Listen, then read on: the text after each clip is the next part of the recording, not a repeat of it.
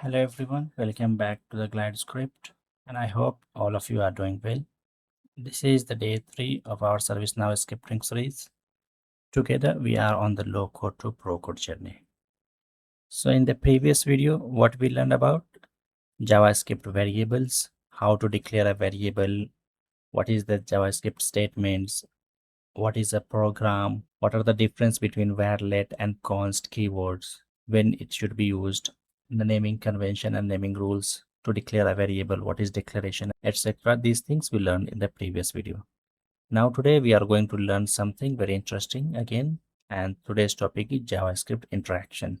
Let me ask you a simple question. Suppose you have written your first JavaScript program. Now, obviously, you will want to know whether your program is working correctly or not. Or maybe you want your program to display a message to the user. Or might be your program needs to ask the user to enter their name, email address, or age, or any input from the user. You want to take it. So the question is, how does JavaScript communicate with the user? Can JavaScript display messages or can it ask questions? Might be it comes to in your mind. Can it receive information from the user? And the answer is yes. JavaScript already provides some built-in functions for these tasks, and today exactly we will understand them one by one. So in today's video, we will learn 4 important concepts. So first we will understand the console, what console is. You already saw in the previous videos. At many places, I used console.log to print some messages. Today, we are going to learn it in some more details. After that, we will understand alert, prompt, and confirm along with the practical examples. We will see it. So let me write a first few lines of a script. So let first name, if I'll write it, first number, okay, first number is equal to 10, and then let again second number is equal to 20. And then I can write console.log and I can print the first number. Okay. So before knowing about the console.log, first understand about what is console. So the console is a tool provided by your web browser mainly for the developers. So whenever you want to check the output for our code or display the value of any declared variable, so what we use? We'll use the console.log.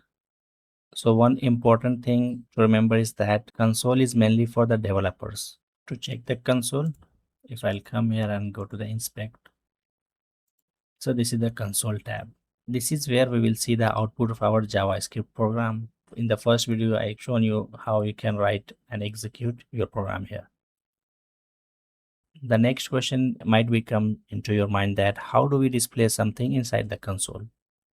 That is where our first built-in function comes in, and that built-in function is the console.log. That's why you use here console.log. You can see.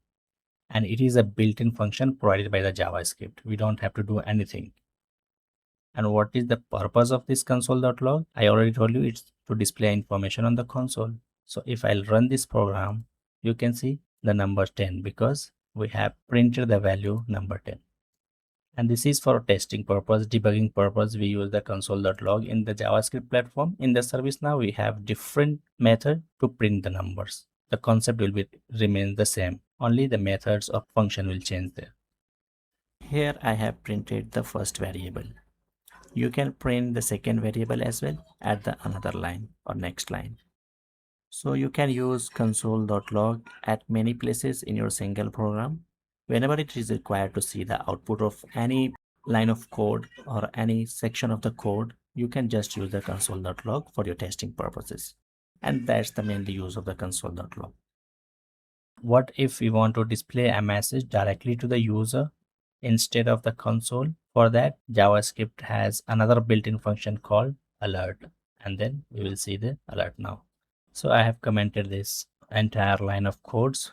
This is another way of commenting. If you want to comment any part of your script, just use this forward at the starting / and then start, then at the end until when you want to comment your code, just use star and /. So in between these two lines, first and 7, these lines are commented. You don't need to comment each line one by one. Okay. Next is alert. So alert is also a JavaScript built-in function used for display a message in a pop-up window. So how we can use? There are two variables, and then if I use the alert first number,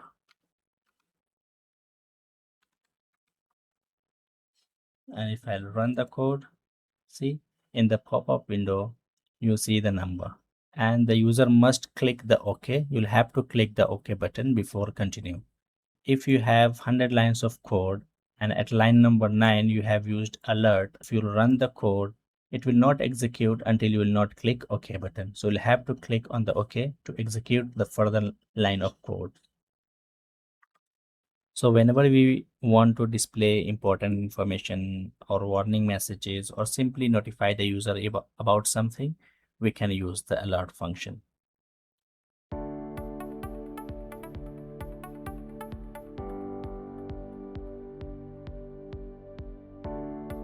Comment this line, I will just comment this. So only this line number 10 will run. If I'll run this code, this time payment has been done successfully. Alert method is also used in ServiceNow, and we often use alert method in ServiceNow scripting as well. So you might ask, what's the difference between console and alert? So again, remember, if the message is meant for developers only, we generally use the console.log. And if the message is for the users, we can use the alert method. So this is the difference between these two. So now we are going to learn the another method. So suppose I have written a program here, add two numbers. Already I have written it. I have declared the variable first number and given the initial value is 80, and then declare the second variable and given the initial value 20. And the program will always add these two numbers. So if I run this program, every time if we run 100 times or a whole day, the result will be 100 only, because number is given here 80 and 20. But what if you don't want to add my numbers? If the user wants to add their own numbers, they want to give the input by their choice. So we need a way for program to ask the user to provide your own input. And for that, JavaScript has their own built-in function, that is prompt. And prompt is used for taking input from the user. Let me comment this entire program first. Let first number equal to prompt. When I have written the prompt, see there is a hint message that will be in the string form. So I'll write here message, enter your first number. Enter first number, that's it. I'll write here enter first number.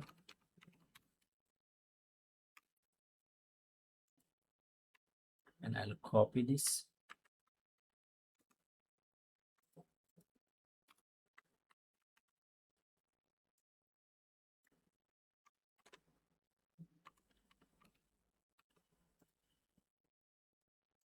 Instead of first, I will just make it second. So I have declared two variable here. This is similar to this line number 2 and 3. It was initially given the number, but now we are asking to the user that just provide your number, just enter your number by your choice. Same thing, I will perform this. First number and second number. Just copy and paste it. Okay. Second, it should be second number. Okay. Second number. Is the same? Yes. So when I run the code, just remove this first. I'll click on the run. See, it is asking enter first number. See, enter first number. This time I will give 50. So you have two options to select here, OK or cancel. If I click OK, now it is asking enter second number. This time I will give 30. Again, I'll click OK. But why it is showing 5030? This is another learning concept. We'll learn it further about the data types, because Whatever input we have taken from the user, JavaScript is considering it as a string and just join the two string. The JavaScript join these two string together. So we will understand it later to how we can convert the string into a number first. So I am not going to explain at this point because it will make you confused. So instead of number, if I can say, I will change it to enter your first name and last name. So instead of number, just change it first name. And I will have to give the space also in between. Make a space, run.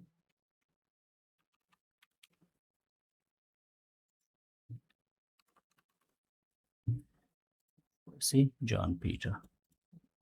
So in this way, we can take the input from the user. So we are storing it first in the first name, and then second variable, we are storing the input from the user into the last name. And now we are calling it with the help of console.log method and printing it. Instead of it, you can use alert here. So instead of printing here, it will show you a pop-up with the first name and last name.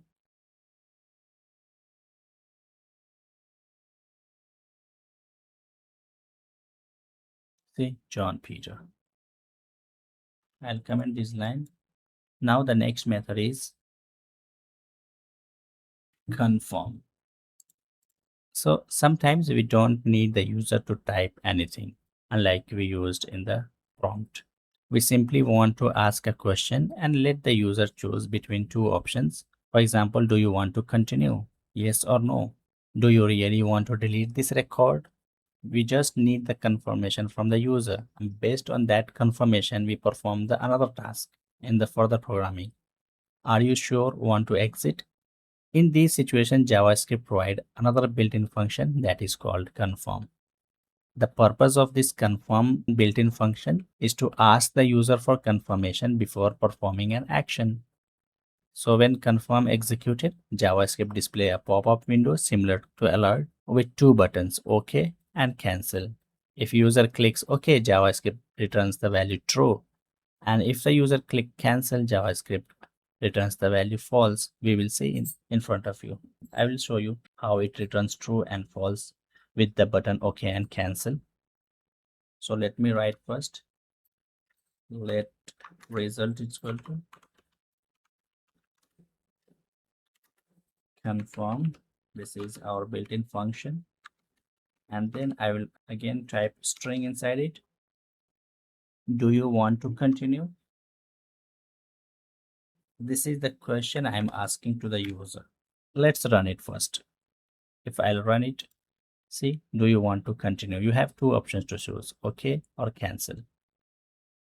I'll click OK. So you might ask how we can know that it is returning true or false. We are storing that user confirmation in the result variable. Let me print first console.log.